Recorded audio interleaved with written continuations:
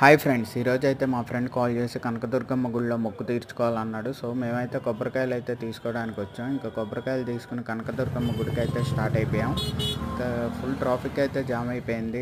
టెంపుల్లో అయితే ఫుల్ రష్గా ఉంది. ఈరోజు మేము వెళ్ళే మట్టుకే 11:45 అయిపోయింది. సో అమ్మవారి నివేదన టైం అవడంతో హాఫ్ అన్ అవర్ అయితే దర్శనం అయితే స్టాప్ చేశారు. ఇంకా మేము అక్కడే ఆఫీస్ దగ్గర ఉన్నాం. ఇంకా 12:30 దాటాక ఇంకా టెంపుల్ స్టాఫే దగ్గరుండి దర్శనానికి అయితే తీసుకెళ్లారు.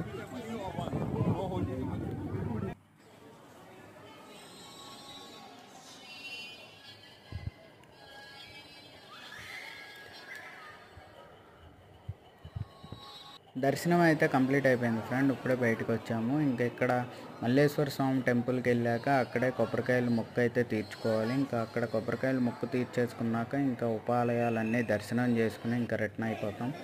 ఇదే కొబ్బరికాయలు కొట్టే స్థలం. ఇక్కడే మొక్కు తీర్చుకోవాలి మనం. ఇంకా అయిపోయాక ఇక్కడే ఉపాలయం సుబ్రహ్మణ్యేశ్వర స్వామి టెంపుల్కి వెళ్ళి దర్శనం చేసుకున్నాం.